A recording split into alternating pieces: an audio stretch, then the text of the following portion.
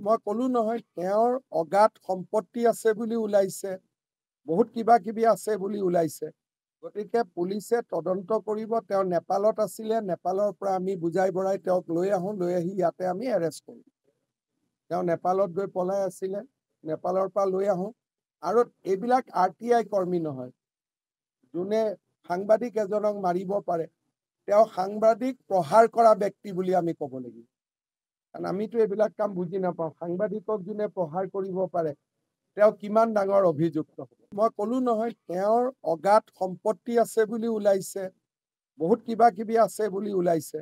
গতিকে পুলিচে তদন্ত কৰিব। তেওঁ নেপালত আছিলে, নেপালৰ পৰা আমি বুজাই বঢ়াই তেওঁক লৈ আহোঁ, লৈ আহি ইয়াতে আমি এৰেষ্ট কৰোঁ। তেওঁ নেপালত গৈ পলাই আছিলে, নেপালৰ পৰা লৈ আহোঁ।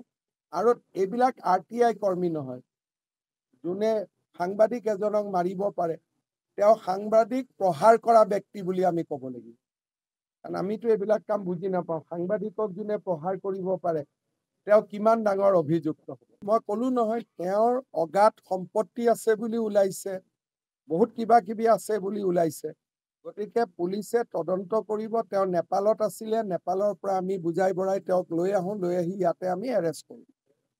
তেওঁ নেপালত গৈ পলাই আছিলে, নেপালৰ পৰা লৈ আহোঁ। আৰু এইবিলাক RTI কৰ্মী নহয়, যোনে সাংবাদিক এজনক মাৰিব পাৰে, তেওঁ সাংবাদিক প্ৰহাৰ কৰা ব্যক্তি বুলি আমি ক'ব লাগিব। কাৰণ আমিতো এইবিলাক কাম বুজি নাপাওঁ। সাংবাদিকক যোনে প্ৰহাৰ কৰিব পাৰে, তেওঁ কিমান ডাঙৰ অভিযুক্ত হ'ব। মই কলো নহয় তেওঁৰ অগাধ সম্পত্তি আছে বুলি ওলাইছে, বহুত কিবা কিবি আছে বুলি ওলাইছে। গতিকে পুলিচে তদন্ত কৰিব। তেওঁ নেপালত আছিলে, নেপালৰ পৰা আমি বুজাই বঢ়াই তেওঁক লৈ আহোঁ, লৈ আহি ইয়াতে আমি এৰেষ্ট কৰোঁ। তেওঁ নেপালত গৈ পলাই আছিলে, নেপালৰ পৰা লৈ আহোঁ। আৰু এইবিলাক RTI কৰ্মী নহয়, যোনে সাংবাদিক এজনক মাৰিব পাৰে, তেওঁ সাংবাদিক প্ৰহাৰ কৰা ব্যক্তি বুলি আমি ক'ব লাগিব।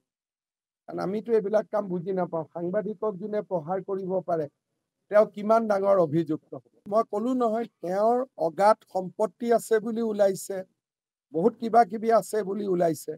গতিকে পুলিচে তদন্ত কৰিব। তেওঁ নেপালত আছিলে, নেপালৰ পৰা আমি বুজাই বঢ়াই তেওঁক লৈ আহোঁ, লৈ আহি ইয়াতে আমি এৰেষ্ট কৰোঁ। তেওঁ নেপালত গৈ পলাই আছিলে, নেপালৰ পৰা লৈ আহোঁ। আৰু এইবিলাক RTI কৰ্মী নহয়, যোনে সাংবাদিক এজনক মাৰিব পাৰে, তেওঁ সাংবাদিক প্ৰহাৰ কৰা ব্যক্তি বুলি আমি ক'ব লাগিব। কাৰণ আমিতো এইবিলাক কাম বুজি নাপাওঁ। সাংবাদিকক যোনে প্ৰহাৰ কৰিব পাৰে, তেওঁ কিমান ডাঙৰ অভিযুক্ত হ'ব। মই কলো নহয় তেওঁৰ অগাধ সম্পত্তি আছে বুলি ওলাইছে, বহুত কিবা কিবি আছে বুলি ওলাইছে। গতিকে পুলিচে তদন্ত কৰিব। তেওঁ নেপালত আছিলে, নেপালৰ পৰা আমি বুজাই বঢ়াই তেওঁক লৈ আহোঁ, লৈ আহি ইয়াতে আমি এৰেষ্ট কৰোঁ। তেওঁ নেপালত গৈ পলাই আছিলে, নেপালৰ পৰা লৈ আহোঁ।